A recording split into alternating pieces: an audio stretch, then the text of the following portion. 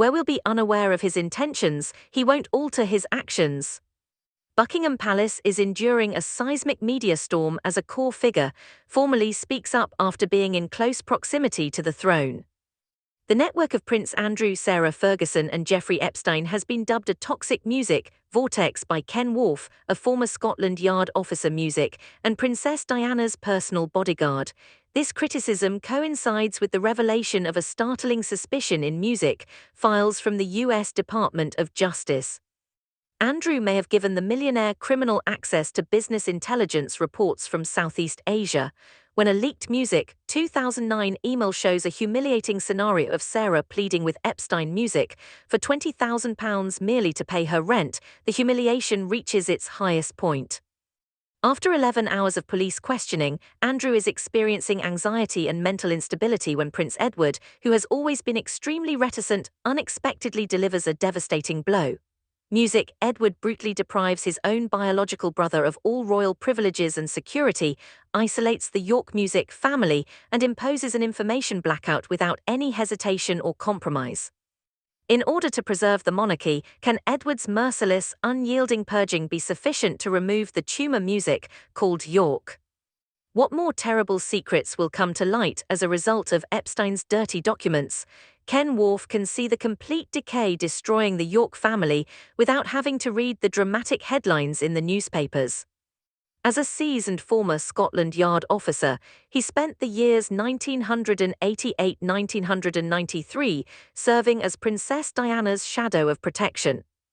The most genuine and unedited footage of the evil side of the monarchy has been captured by Wharf's eyes. He believes that Andrew, the tragic issue of today, is not a piece of music that just happened to fall from the sky. It is the unavoidable result, the bitter fruit sown, nourished, and watered by the very conceited conceit of a man wearing titles. The oppressive secret nooks music behind the royal iron gates recur in Wharf's recollections. From the standpoint of those responsible for maintaining security, Prince Andrew was never a respected master. He was the epitome of extreme complacency. Wharf can still clearly recall Andrew's gait as he walked down the red-carpeted hallways. His eyes were constantly sweeping, and his chin was continually up at a contemptuous angle. Over the security detail and servants as though they were inert furniture, the manner he gave commands by snapping his fingers. The way he hurled an expensive coat in a servant's face because of a small wrinkle.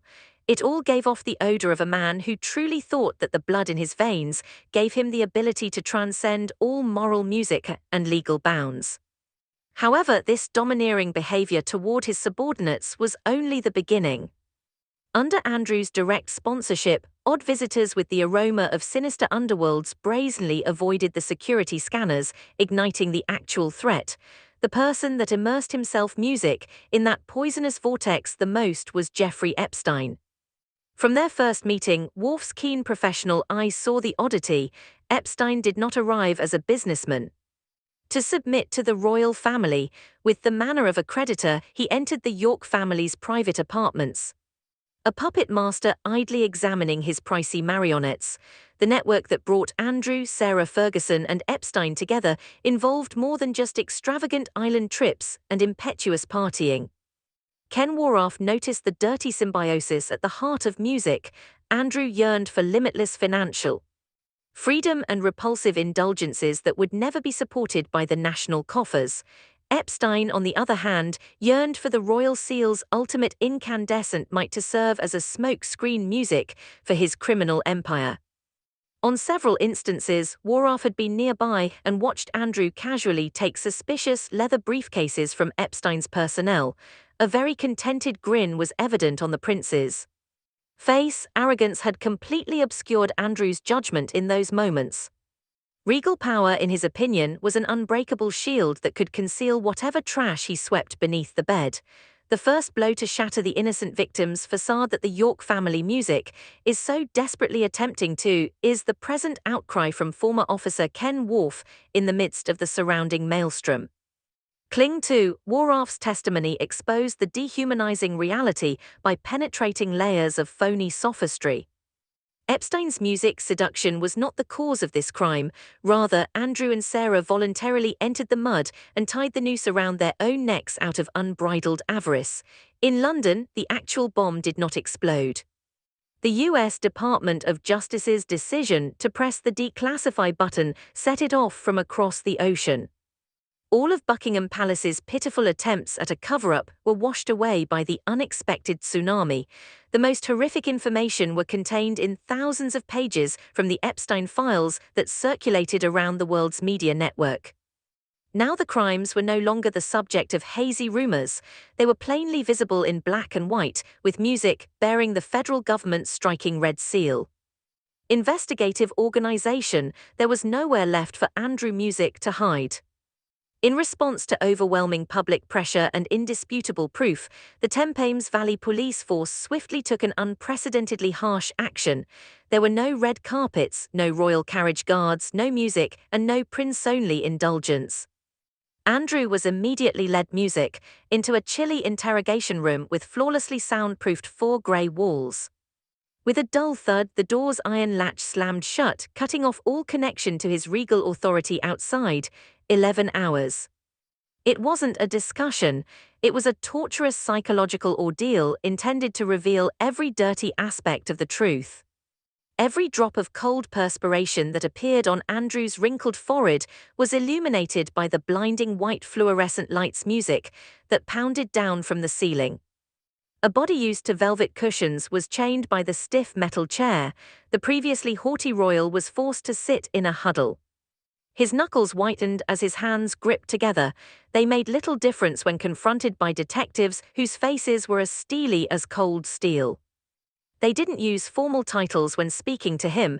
They dropped dozens of bank papers, reams of photos, and music directly onto the aluminium table that is freezing.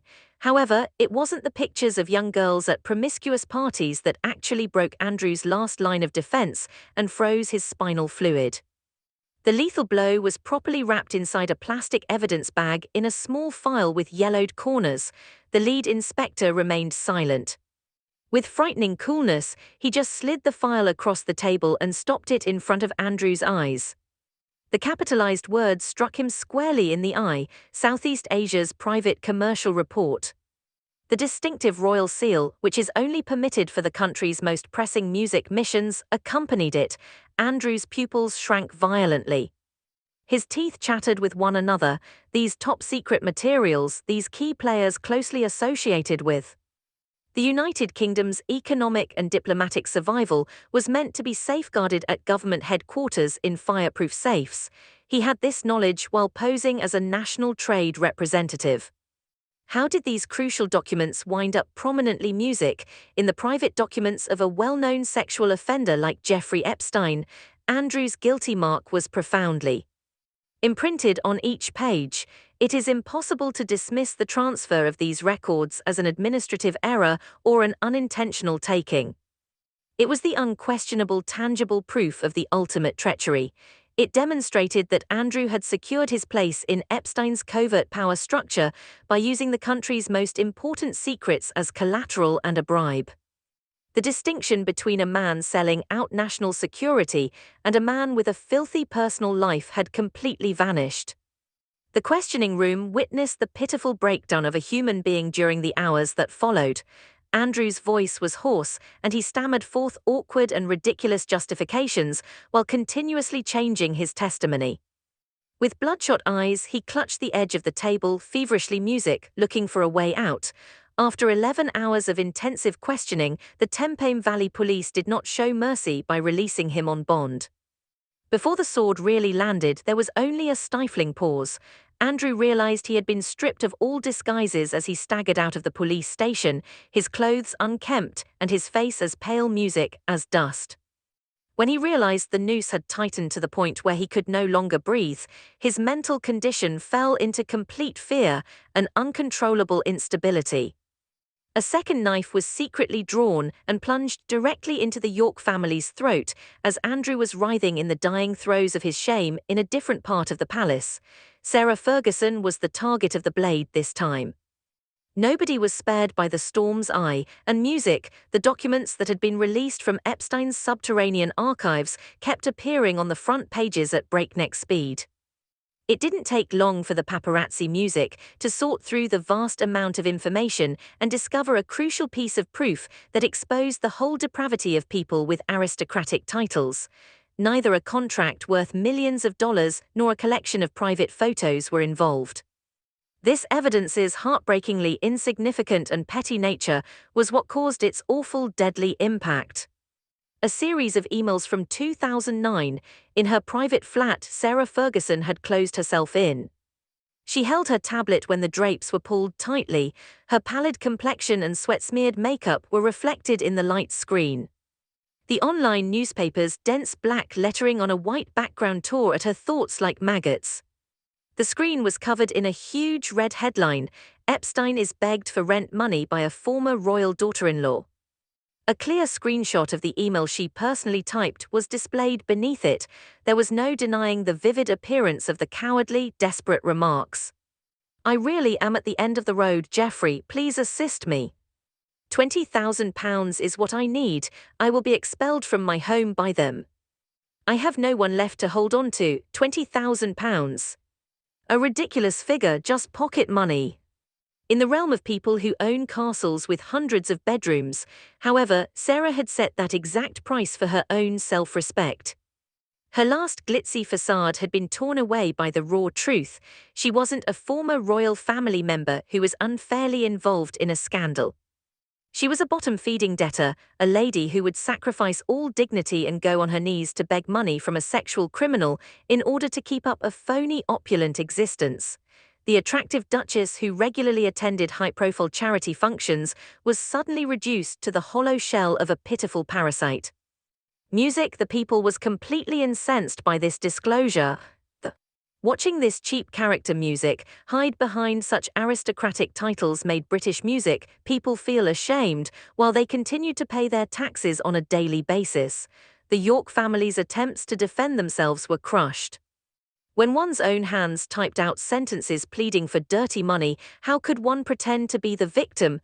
Disgrace thickened the air inside the tight room. Sarah's room door was forcefully pushed open. Andrew stormed in, his crumpled clothes reeking of fear-induced perspiration, his eyes flashing with blood-red veins. He held a printed newspaper tightly in his palm and crushed the cover page that showed Sarah's email. As he hurled the crumpled newspaper directly at Sarah's face, Andrew shouted, his voice cracking music, "What kind of garbage is this?"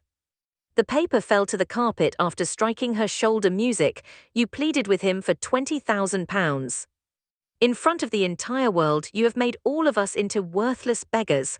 Unable to sustain her endurance, Sarah leaped to her feet. Her humiliation turned into complete insanity. With her claws pressing into Andrew's skin, she surged forward and grabbed his rumpled collar. "You have no right to yell in my face. I had to humble myself to ask him music for money because of whom? All of my lifelines were cut off by you. You left me on my own while you continued to finance your dirty activities with his money. Are your files from Southeast Asia any more noble than mine email, in your opinion?" With the most poisonous remarks, they tore into each other, clawing and grinding music their teeth. The sound of pricey porcelain breaking reverberated across the space. Once at the height of music prestige, two individuals were now stripping each other naked, revealing the deep scars caused by their avarice. The intricate connection between Epstein and the York family was no longer a secret. Both Andrew and Sarah had deliberately decided to plunge into the dark marsh. They weren't rival groups. As the ship of sin started to collapse, they were accomplices murdering one another, leaving behind the worst shame for a monarchy perched on the precipice. The York family's disarray carried the music stink of shame through Buckingham Palace's red-carpeted halls like a festering wound. Prince Music, Edward emerged from the shadows just as the media was tearing at the royal family like a pack of ravenous wolves, and the servants started muttering derisive rumors to each other. Until recently, the general public had always thought of Edward as a harmless member of the royal family, a private, reclusive, pale shadow. However, they were severely misled. Diplomatic smiles and calming comments are not necessary when the throne teeters on the edge of a precipice built by individuals descended from royalty. A cold-blooded executioner is what's required, and that sword was in Edward's hands. No meetings were called by Edward. He did not listen to complicated consultations when seated around the oval table. He marched directly into the central communications room of the palace, his firm heels clicking sharply down music, the east corridor. With tremendous force, the huge oak door was forced open and slammed firmly into the stone wall. All of the phones that had been ringing non-stop in the room abruptly stopped ringing. Quiet, everyone's gaze was fixed on the prince, who stood erect in the doorway with music on his face, which appeared to be carved out of millennial ice. No salutations were exchanged. Edward strode straight to the head of communications desk, where Andrew had long before placed a man. A pile of recently printed paperwork rested on the desk, press release drafts in a desperate attempt to discredit the York family. Trying to portray the media as the victim, Edward scanned those dishonest remarks with his razor-sharp eyes. In front of everyone's startled gaze, his hand reached out and grabbed the full stack music of papers, ruthlessly cutting them in half before tossing the leftovers directly into the garbage can. He looked over at the shaking secretary. Edward's deep timbre repeated word by word without raising his voice, pinning itself music right into everyone's eardrums. Prince Andrew's exoneration must end right away. The palace won't say anything further to justify those heinous crimes. The York family and the monarchy are now completely distinct entities. Edward immediately cut off all lines of contact. He gave the order to seize all electronic equipment from the employees who worked in Andrew's West Wing. Unplugging the connections from the server room physically cut off every encrypted phone line that connected Andrew's music office to the outside world.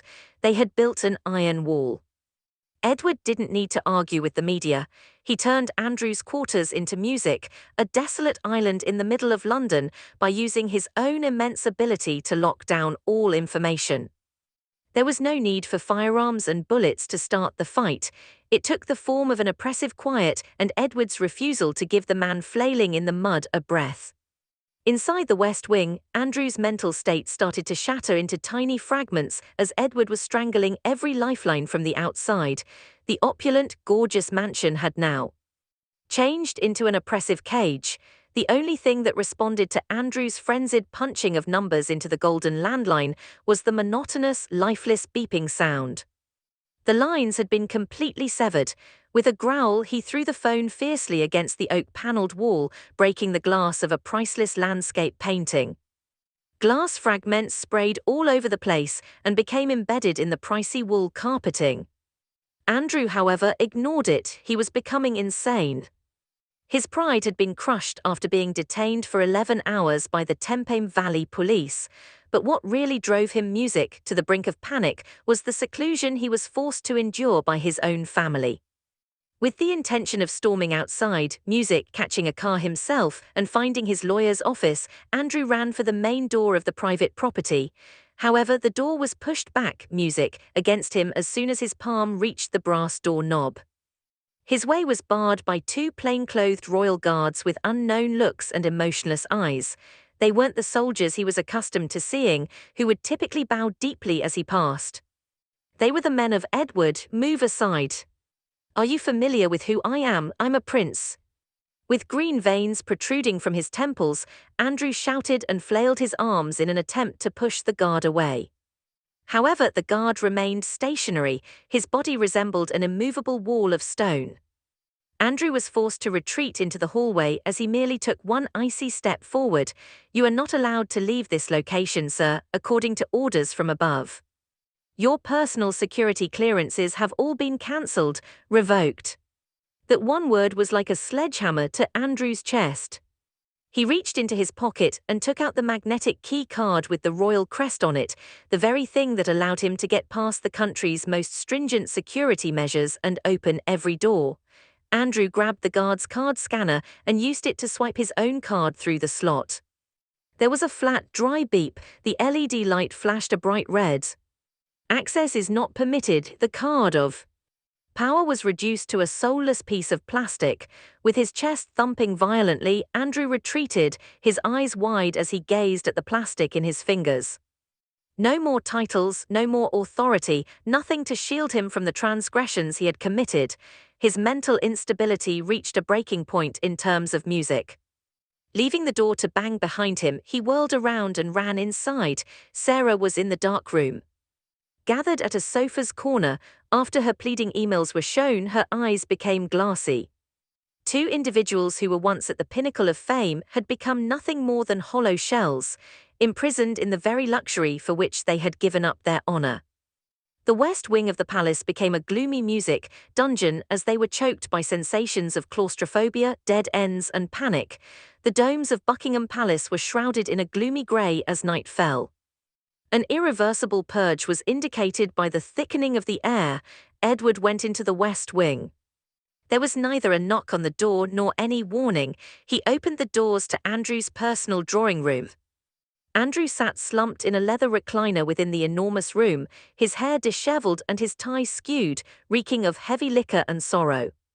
Sarah screamed in fear and hid in a corner, afraid to open her eyes. Edward moved gently to the middle of the space. He didn't yell, he did not condemn. He didn't speak in lofty terms, his lethal stillness was a sign of his ruthlessness. He grabbed a file from his coat pocket and hurled it forcefully onto the glass coffee table.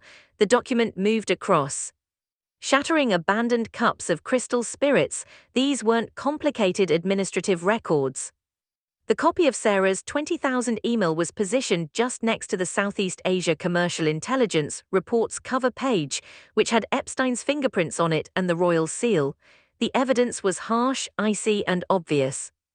Andrew Music looked up at his younger brother with bloodshot eyes. With the intention of saying something, clinging to their blood links and pleading for a way out, he opened his mouth, but he was immobilized by Edward's razor-sharp look. Edward said, "Your arrogance has come to an end," in a calm voice that carried 1,000 tons of weight. "You alone have taken away this family's dignity in music.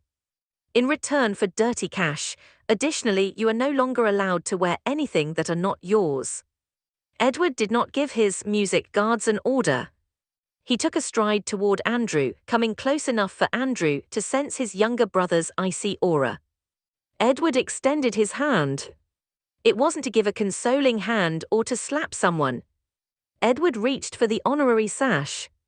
The ultimate mark of royal recognition, which Andrew had always worn with such pride, was draped across the chest of his suit jacket. Edward yanked the sash aside with force and determination. The sound of ripping cloth reverberated sharply. Golden buttons broke off and scattered all over the marble floor. Clutching his now empty chest, Andrew staggered back. He struggled to breathe deep. His body began to feel humiliated, as though he had been doused with music, acid. The pain of this physical shedding was 10,000 times greater than any punishment imposed by the court. Edward turned to the glass display cabinet that held the keys to the many royal estates, as well as Andrew's music, security privilege cards. The glass broke into fragments with a single, powerful blow from his walking cane. Edward chillily scooped all those emblems of authority into a... He had brought a black leather box. Edward said, "As of music, this moment, all resources, titles, and protection from the palace reserved for the York family are officially revoked." There was hardly a trace of sympathy in his tone. He closed the leather box with a snap. Now safely in the hunter's hands, that box held all of Andrew's pride and vitality. Sarah started crying loudly and tried to pull herself over for a hug. Edward's legs and plead music, but all he did was give her a contemptuous sidelong glance and retreat, as though to escape an infectious piece of trash. He turned on his heel and left the room in ruins, leaving those who had previously considered themselves kings completely naked and without a shred of honor to hide behind. The penalty did not end there. Shut doors. The real vengeance had to be exposed in London's merciless moonlight. A group of people dressed in royal maintenance uniforms were waiting for Edward as he left the West Wing. The royal standard insignia over Andrew's home's doors was immediately dismantled by them. The frame made of metal was pried off. A boot heel unintentionally stomped the flag, causing it to fall to the chilly ground. The emblem of eternal refuge had been destroyed. At the same time, the enormous security detail that had been watching over the York family day and night was given the order to leave right away. The enormous, deserted and chilly courtyard was left behind as the armoured vehicles roared to life and rolled out of the compound one by one. There were no longer any servants or guards. Now the majestic mansion was merely a hollow shell sitting in the dead of night, completely deserted. Andrew stood gripping the window frame inside the completely dark mansion, his hollow eyes following the security vehicle's headlights as they faded behind the tree. He came to a harsh realization. This penalty was far harsher than iron bars, even though he hadn't been imprisoned. He had been put to death with a social death by Edward. Edward had directly thrown two parasites out of their safe haven by taking away his title, music, protection and life resources. This left them vulnerable to the wrath of the public and the unrelenting pursuit of the law that was waiting outside. There was a sharp clang as the West Wing's enormous iron gates slammed shut. The locks were locked from the outside. The protection of the throne was now formally withdrawn from those who had sold their honor for a low price. The two terrified figures were engulfed by the shadows as the glistening crystal chandeliers in the living room went dark. A brutal but quiet triumph for the real power broker. An iron fist with no mercy had cut off every stain. The book is now closed on the darkest side of the iron gates. The York family's chapter. By removing all privileges and expelling the traitors from the monarchy, Prince Edward has wielded the sword of purge. The bone-chilling coldness music of this merciless royal power blends with the sense of vindication in music, witnessing evil stripped of its titles. Do you think Edward's punitive strike was the ruthless brutality of an empire or a just punishment, frantically attempting to preserve its own crown? Let us know what you think in the comments area. For more, don't forget to subscribe, like and share. Click the next video that appears on your screen as well. It will be enjoyable for use.